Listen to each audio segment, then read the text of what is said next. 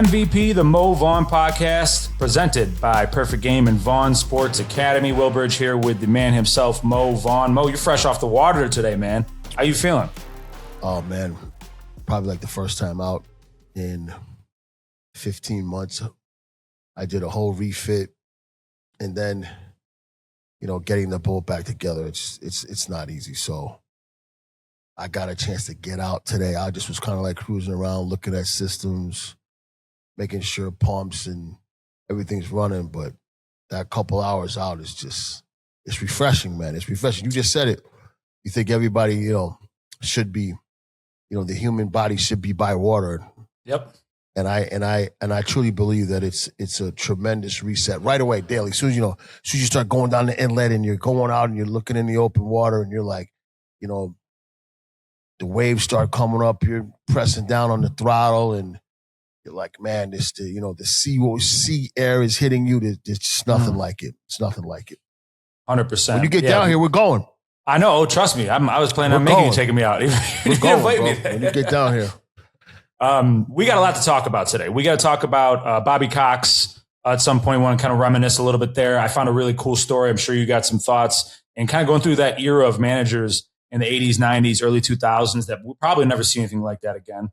I got some buy or sells for you. We're at the quarter point of the season. I got a couple good ones. I want to see how you feel about them. And I'm going to have you fix a player. You'll understand what I mean when we get there. But I think you're going to be able to fix somebody on the pod today. Okay. Which I'm excited for all that. But where I want to start out is the big news of the week was, Target Skubal he had a floating body in his elbow. It was just one bone chip to the point where he could actually move it around and get into a comfortable spot and throw, which is kind of crazy. But they decided to go in, and people probably heard of this by now, but he had this now minimally invasive surgery.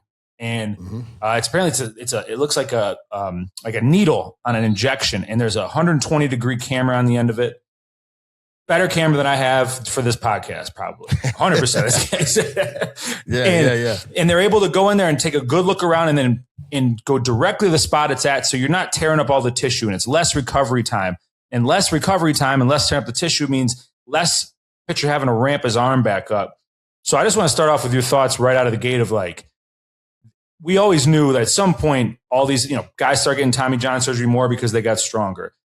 There's all these different medical procedures that are helping athletes now, but feels like something to me, Mo, that could be pretty monumental in a couple of years where everybody's doing it. It won't be for everything, but man, this could change the trajectory of a lot of injuries during the season.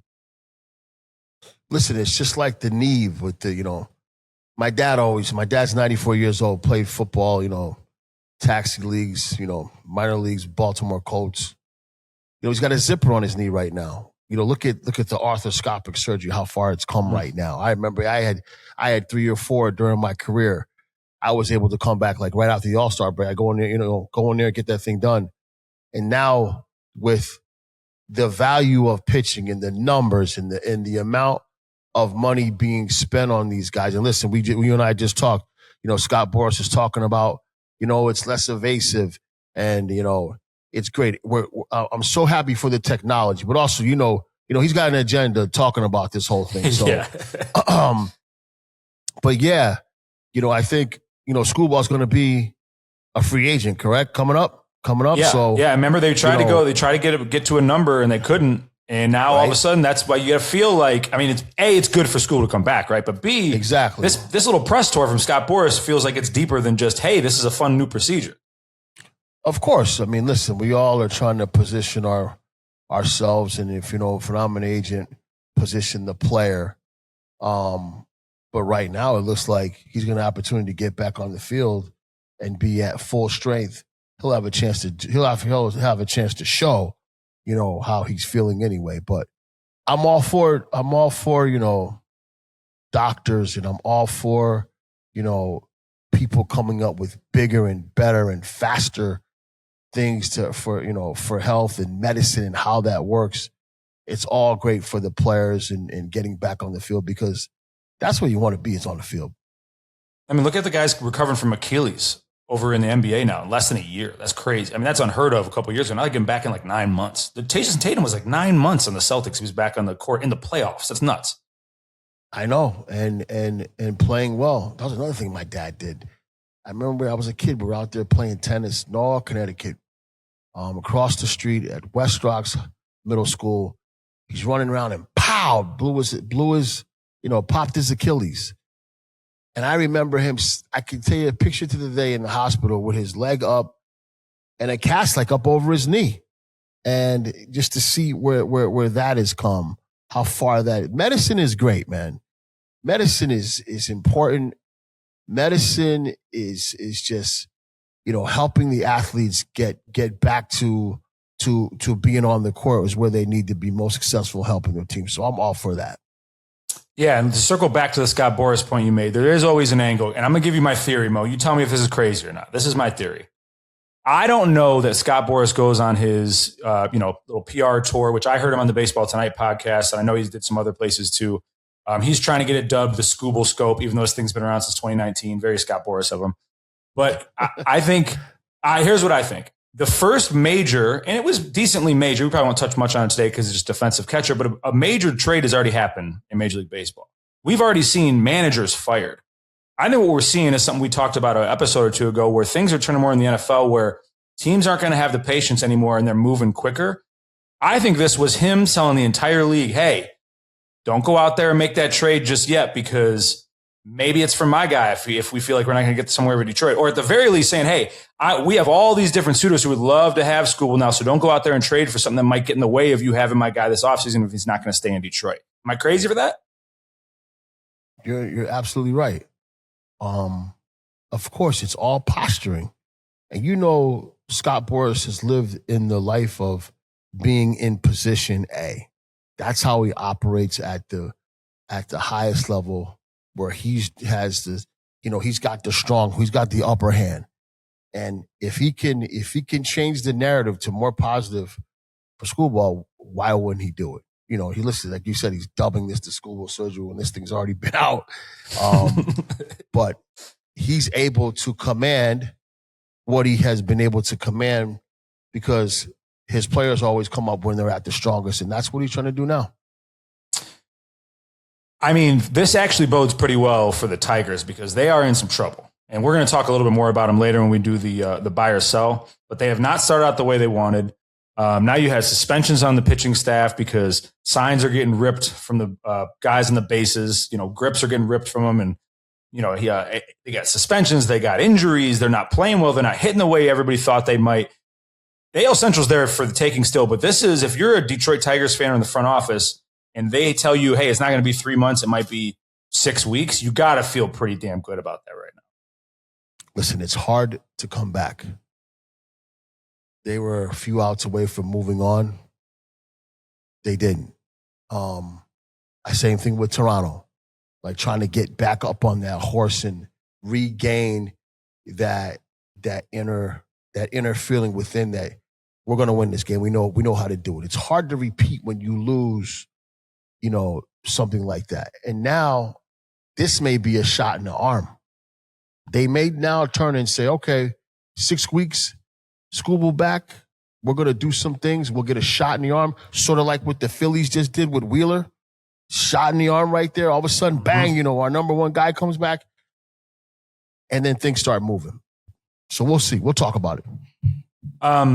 Big news this week. There was sad news in the world of baseball. I mean, one of the absolute legends of the game, Bobby Cox, 84 years old, passes away. I love it. Everywhere you saw, this is one of my favorite things ever. And I know Bobby, I don't know Bobby at all, but just looking at his demeanor, I think he would appreciate that. Everywhere, there was always an adjective next to his name. It was like fiery manager, manager with bravado, all these different things of him going like he was out there getting in umpires' asses. That's what he was. He had no problem voicing his opinion, being a strong personality, and he really was one of the defining personalities of an era in baseball. Yeah, you can tell. I remember we used to go in Atlanta in the old stadium, and it said there was a big billboard, and it said Eisenhower, Patton, Cox, and it was a big billboard. I was like, wow, this guy, we're in this guy's realm. And I always say two things, and I talk about this all the time. Braves are one of the best organizations in developing talent. When those guys come up to play, they're ready to play. Like the Chipper Joneses, and these guys are ready to play as rookies. someone had to be leading that charge. He was at the top of the food chain as the manager, of the organization. All of that permeated down to there was a certain way. I remember when Jimmy Williams came over, he was a Bobby Cox man. We all had to wear our certain way as a uniform for the Red Sox. There was a certain way they did things. He was the architect of all of that. And then you just look at Smoltz, Glavine, Maddox, Avery, Jones, just the Lemke, who I play with, great dude. Like Lemke's he's a real dude. How they speak about him as a man and as a manager. Every team, he's one of the best managers, I think, that was a player's manager, but you didn't mess with Bobby Cox. There were certain things that you did and you knew to do them. It was passed down and you played the Braves way. Some people can just be players managers and they lose control. Others can be players managers and still remain control and walk the line and toe the line. And I think he was definitely one of those guys. Great guy. All those pennants in a row, 95, world champions. But you just see the admiration from his players, and you know what kind of dude he was. Great guy. I got two stories I think you're going to love, Mo, that illustrate both those things you just talked about. One was, I think it was also on the Baseball Night podcast, they were talking about Bobby Cox, and that the front office kind of poo-pooed an opportunity or waved their hand at opportunity to get Greg Maddux. And then they went directly to Bobby Cox and said, hey, man, because the Yankees were hot on his trail. Said, hey, right. We'd love to, this is we think this is a better fit for him. And within 24 hours, Bobby Cox got that trade done. He was like, no, we're not letting him go to New York. We want him here. And look how great that turned out, right? The second one, and this is perfectly illustrates your point of he was a player's manager. And maybe you only remember him yelling and screaming. And if you weren't in Atlanta, you didn't know this type of behind the scenes stuff. But I love this story. So apparently in spring training one year, Jeff Francoeur was offered by Tiger Woods to go play a round of golf with him. He said, hey, you want to go play golf with me tomorrow? And Jeff Francoeur said, oh, man, I'd love to, but I got a spring training game tomorrow. I can't. I think the tee time was at 2 and the game was at 1. So he said, yeah, I appreciate the offer, but I'm not going to go. So he shows up to the ballpark and everyone's warming up. And Bobby Cox waves Francoeur over to the dugout. And he said, hey, you had a chance to play golf with Tiger Woods today? And he's like, yeah, but we had the game today and stuff. He said, no. After your first at bat, come up a little lame. I'm going to send you into the clubhouse. You get your crap on, you drive over to the course, and you go play with Tiger Woods. So he hit it, ran past first, faked an ankle injury, went into the dugout, got on his golf stuff, and by the time he got to the first tee, Tiger had just teed off and was going down the fairway. He was able to play the round, 27 holes with Tiger Woods that day. That's a great Bobby Cox story. That is awesome. Wow. But you know what? That's what those guys do. That's what those guys are. People, and those guys would run through a wall for them. Yep. But that's what guys like that, managers like that, that's how you get through to your players. And I'm sure whenever Francoeur saw him at any time, when he needed something, Francoeur went to bat for him as a manager. But that story's awesome. We could stop right there. That's awesome. That's awesome. That's so cool, right? Do you ever have a manager coming up that was able to toe the line as well as that? Because you're right, a lot of the managers, and that's kind of how firings usually go, right? You have a guy who's really a player's manager and kind of lets the clubhouse be the personality they want to be. And then when things start to go south and the organization fires them, where do they usually go? Exact opposite way. Somebody was going to come in and crack the whip. Did you ever have a guy who walked the line that well? I thought Kevin Kennedy, when I was there, I attribute my best years as a pro were 95 and 96. He brought Jose Canseco over, and he came to me. He goes, "You're gonna lead this team. You're gonna hit third. Jose's gonna get fourth, and you're gonna know what's coming. I just need you to go out and play hard. Don't worry about all these other things." And he would come to me at times, and it was just a great. And in Boston, there really needed to be structure as a manager because, being there were so many other outside forces that were, if you didn't stay together, you could be dismantled from the outside forces. But he was just very, very strong. He was big. Kevin's 6'4", he was good, 230 pounds. He had a presence. But I thought he told the line very, very. I've heard stories of Canseco and Clemens and guys running up golfing and him taking care of things through the media and doing stuff. But he expected you to play and come play hard. And he didn't. I remember that year we went from last year, the year before we were in last place to first place. And that was all because of his mind. So for me, it was Kevin Kennedy. I had some good leaders. Jimmy Williams is a great leader.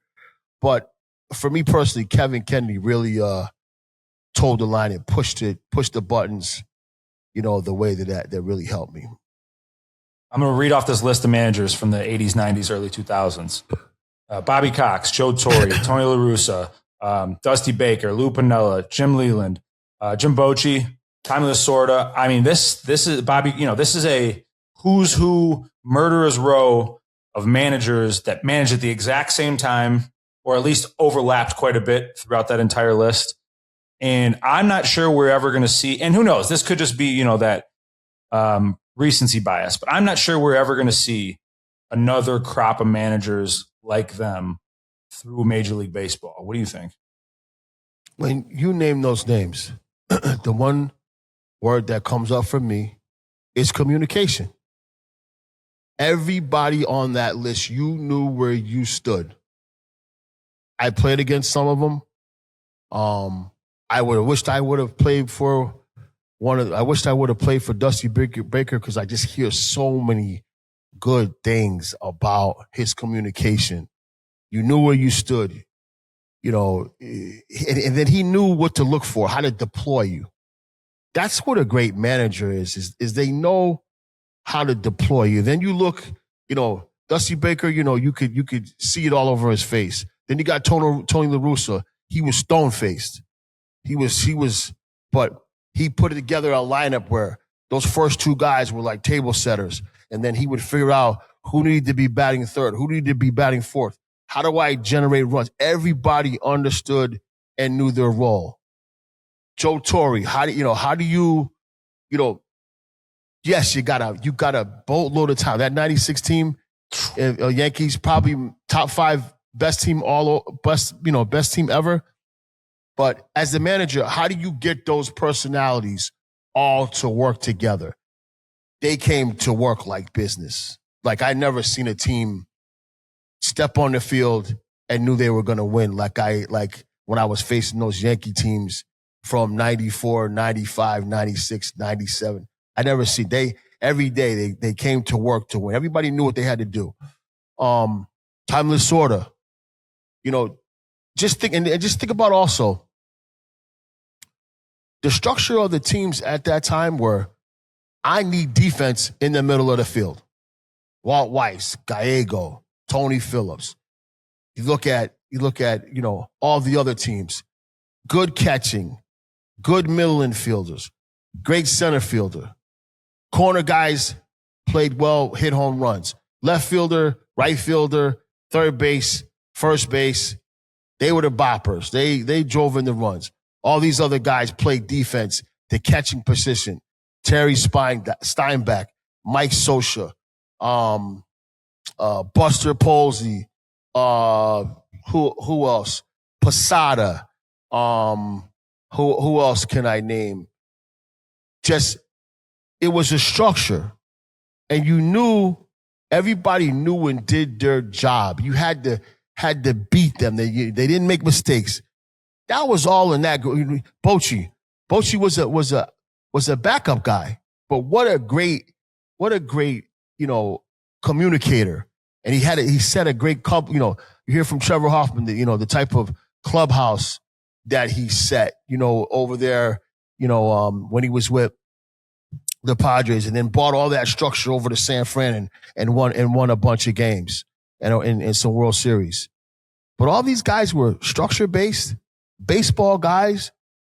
They bunted when they were supposed to bunt. They hit and run when they were supposed to hit and run. They fielded a bunt play when they needed to get outs. And they commit, and they knew how to run the game and deploy their players. And you're right. I'm just not so sure we're going to see that anymore. And it might not be allowed anymore. I mean, listen, I understand, and you know I understand. The way the game is played, things change. Analytics is a part of our game. I get it.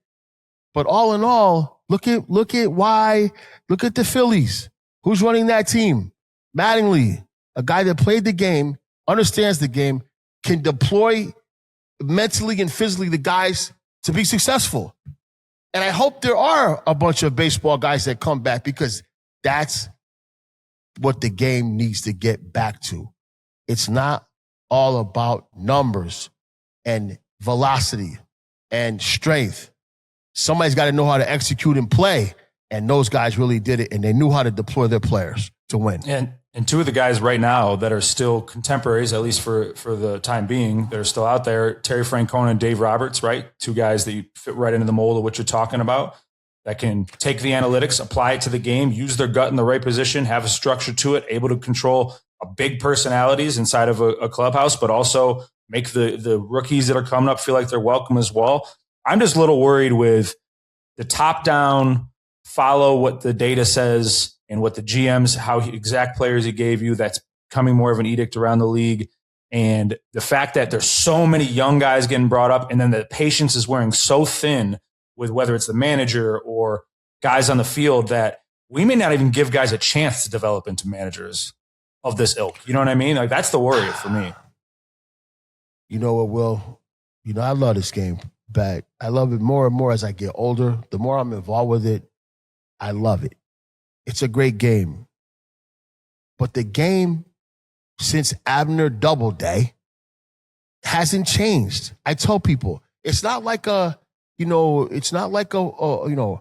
of a sudden, and the NFL, they might go to three tight ends is in now. Now we're going to go to 3 wide receivers. Oh, no, everybody's going to play, 2 wide receiver set. And they got different playbooks. Or the NBA, we're gonna throw it down to Kareem. Now that's changed. We got guys like Wembanyama. Now we're gonna have one big guy in the middle. We're gonna shoot it to the edges, and we're gonna shoot. Baseball is still the same, the way it was presented. You have to be able to make the routine play, figure out what to do in scoring position, to drive runs in the playoffs to win. Guys got to throw strikes. It's not about spin rate and velocity. Throw the goddamn ball over the plate and let the guys catch it. People defenders got to defend. Stop with all of this craziness. Get back to what was successful. Go back to Bochy. Go back to, Lasorda. Go back to La Russa. Go back to Baker. Go back to Torrey. Go look at Mattingly. Go look at, Sparky Anderson. How did they win? They won the baseball way. Why does that have to change? Who said it had to change, or why?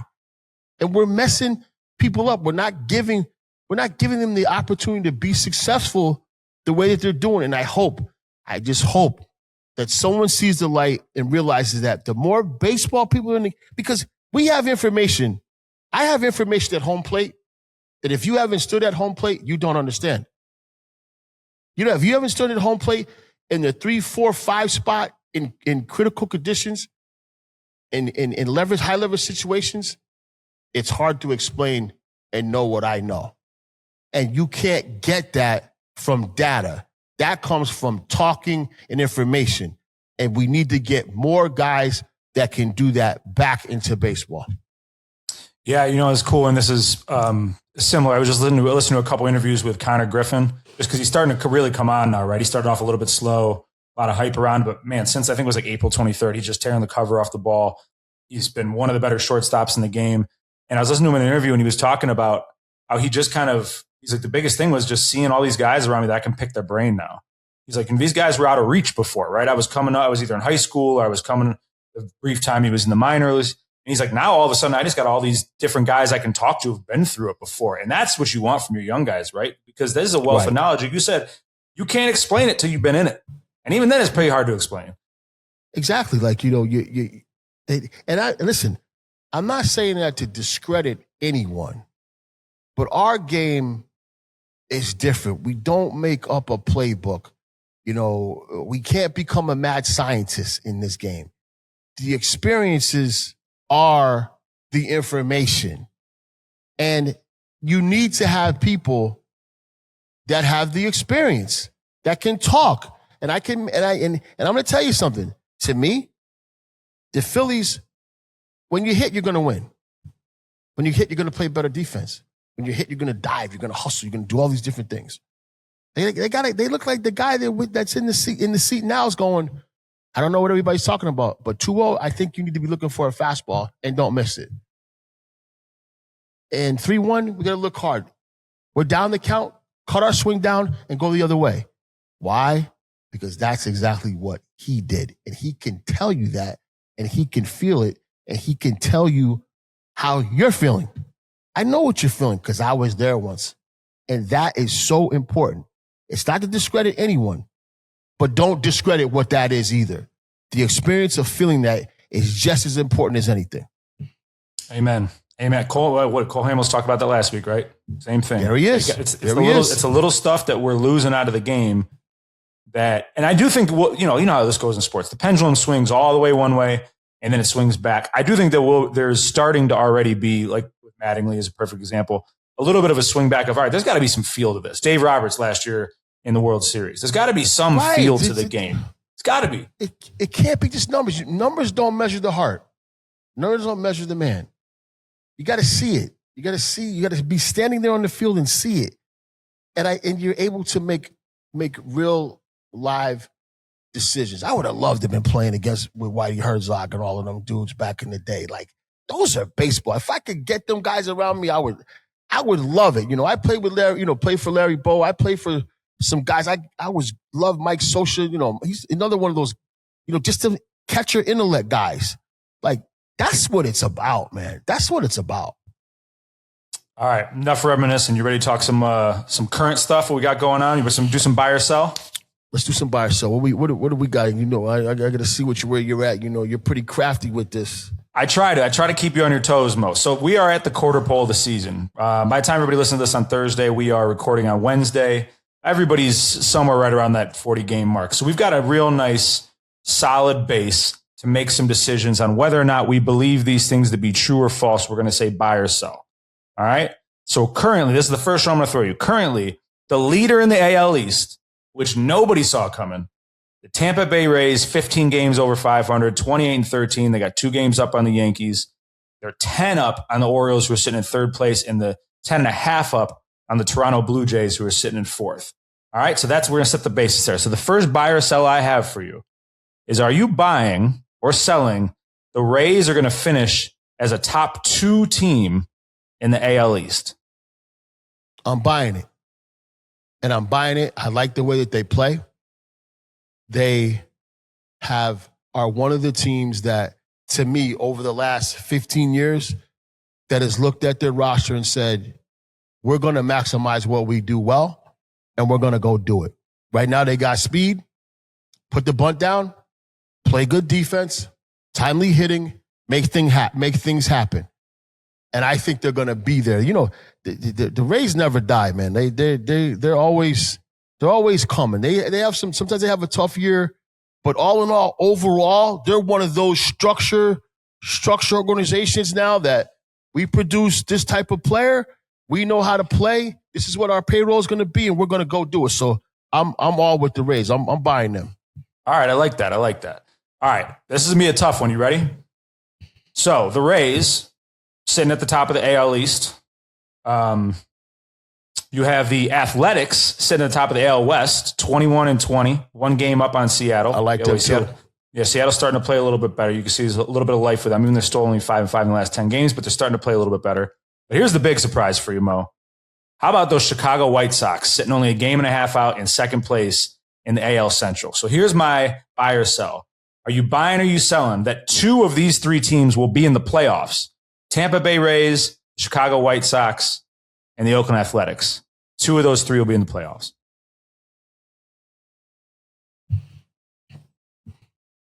I'm buying. Ooh. I'm buying.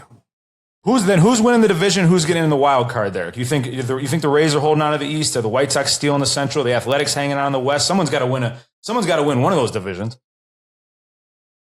I'm buying that the Rays are going to hold on. That the A's, because I like them. Big Amish and them dudes. I like them. Oh yeah. And they're young. I'm going to put it on them. I'm buying that the A's are going to hold on in the West. And I'm buying that the Rays are going to hold on in the East.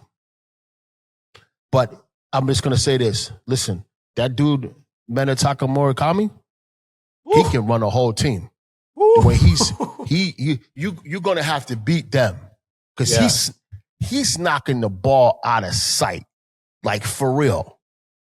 He hit a ball the way his hands came, bow, and the ball was away, and it looked like a right-hander hit it. Like, this dude is something else, and he's only going to get better with time. Once he understands that second half, when he starts really understanding, this was the feel-out process. This is the first year. Yeah.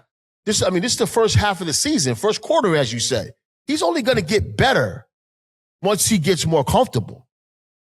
So you're going to have to beat the White Sox, but I just don't think they're there yet. I like these other 2 teams. Yeah, man, I can't believe he's already lived up to the hype and then some. I know there's people poo-pooing that as he was coming over, and he's, like I said, lived up to it and then some. He's a bad boy at the plate. Bad boy. Listen, and then you can't tell me that he's not talking to Ohtani. He's got to be talking. He's got a little bit of runway and information Ohtani has to give him, how to do things, what it's going to be like. All that stuff matters positively for a new guy coming in. They have information that you can take, and they're both left-handed hitting. But let me tell you something, man. That dude is strong. And, I could tell from the early swings, they're kind of beating him in a little bit. Now he's kind of looking in there. He's getting through the ball. Now they're going away. Like I could tell, him mentally as a hitter is catching up. He's getting better and better, understanding the pattern. He's a force. All right, I got 2 more for you. Uh-oh. The AL Central. And this is AL heavy. We're going to do another one of these in a week or 2 on the NL. Trust me. AL Central. You got the Guard Dogs, the Guardians sitting 23 and 21, just won't go away. They're like the Rays. They just never go away. You got the White Sox sitting in second, 20 and 21. Minnesota 19 and 23. Detroit 19 and 23. Kansas City 19 and 23. Everybody's scuffling a little bit there, hanging their head. They're right around 500. Are you buying or selling that no team in the Central will finish over 500? I'm selling.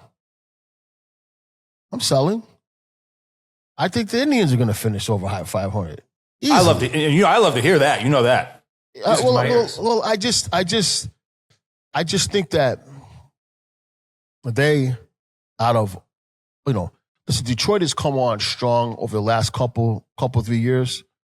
The Indians have understood this formula for far longer, and they have, my player, that is just great, and I think he, even Terry said, how he sets the example in the stage. I just think that he's just a driving force that, definitely they're going to be over. They're definitely going to be over 500. No doubt in my mind. Yeah, and they're finally. This is one of the big things that people complain about in Cleveland is they take too long to call up youthful players that could help them at the major league level, or they take too long to move out a veteran that they have invested something in. And they've done both of them, right? They just brought up Travis Bazzana, who looks like he's built to be a leadoff hitter in Major League Baseball. I mean, this kid just draws walks like crazy. I think his OPS is already almost 500. He's been here a couple weeks, and it's really hard to get him out. But the other things they did is they made that trade for Patrick Bailey, right? I mean, Bo Naylor, it just, I love Bo, and I really love Josh, and I really had high hopes for Bo. But at some point, when Austin Hedges is actually hitting for the first time in his career, and now Bo Naylor becomes your defensive backup, that's you got to go make a move. And they went and traded for probably the best defensive catcher in baseball. So I'd love to agree with you. Hopefully they can hold on to first because they're at least doing the things to show some urgency for once. Like, if you think about it, well, now that we're talking about it, look at the teams that we're talking about that I think they look at the analytics, but they also evaluate. It's all the teams, the small market teams that are trying to compete. They're saying, okay, we're going to use some analytics, but we got to get some guys that know how to play and play with a culture and play together. So maybe it's not so bad as we think. You know what I mean? Like, yeah, the Indians been doing it. You know, you see the Reds doing it with Terry over there. The A's are doing it. Tampa Bay's doing it. That's 4 or 5 teams right there. You know, mixing and matching and using everything that they have. Let's just hope we get 5 more. That'll be 10. We're a third way there then. So I think our game may be okay.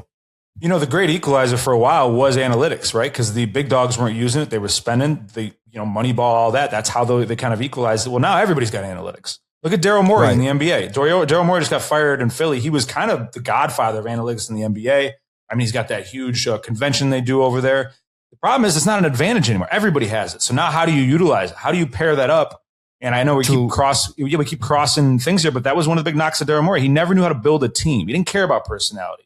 He didn't care if you guys fit together in the locker room. Show me the spreadsheet. This is how they work. This is how they should play on the field, on the court. And we're seeing some of that in baseball. But now I think those lower market teams are going, hey, we got to get that feel back. Otherwise, we're just going to get ran off the field money-wise and analytics-wise. Culture is important. Oh, yeah. Culture is very important. Do we get along? You know, you only hear really about the 77 Yankees. Well, they'll flat out say, we didn't like each other. And they still won. But you don't hear that a lot. Usually you hear, especially in baseball, the teams that really win, they really like each other. They get along, they do things. But culture is very, very important. And I think there's teams now that are showing that. And they're veteran managers who are baseball guys. So we might not, as I said, we might not be in that bad of shape. All right, ready for the last buy or sell? I'm excited for this one. We're going to fix somebody here right on the podcast. We're going to fix somebody, and I'm going to get there for you. Cal Raleigh, the big dumper, has scuffled to say the least to start the season. He was 0 for 36, his last 36 until Tuesday night. He went 2 for 4 with a couple singles, but he's hitting 166 on the season, only 7 home runs, 18 ribbies, 573 OPS. I mean, this is not what everybody expected from him after he was pushing for the MVP last year. And I want to, there's the first thing we do. We're just going to buy or sell that Cal Raleigh will continue to underperform this year, and he is going to be a concern for the Seattle Mariners. Buy or sell that? I'm selling. And I'm selling because I think he's hurt. There is no way you can make this fall of a drop. Something's physically wrong. This guy is claimed to be one of the better athletes for his size in the game. A great base runner, he's a Golden Glove catcher. Like, there's something physically got to be wrong, and let's hope that they can correct it. It just seems like it's just too far off. Like he didn't just get this bad over the off season. Something is physically wrong, and he's probably a tough guy, and he's not going to say it, which is commendable. But I think that they know, and they're just trying to get him all healed up for the second half, and that's what the A's are going to have to worry about. Is him healing up and becoming that player to that he was. Is he going to go out and hit 63, whatever he hit? No. But if he even becomes 80% of himself, which I think, I swear it's injury. There's just no way this guy just fell off like this. There's something physically wrong. Yeah, the rest of that roster is starting to come on. J-Rod's looking good up there. But let me throw some numbers at you. This is what I was talking about fixing them. Let's just assume for a moment we're going to believe the PR staff out there that there is nothing wrong, and that's a reason we haven't talked about it, okay? This is a slash line. So, he's a switch hitter, obviously, so a little different. But this is a guy who loves to be right up on the plate. I mean, he's right on the plate. You know all about that, Mo. Let me give you his slash line. This is both sides of the plate, by the way, on inside fastballs. Listen to these numbers. 140, 250, 311 on inside fastballs for a guy who lives over top of the plate.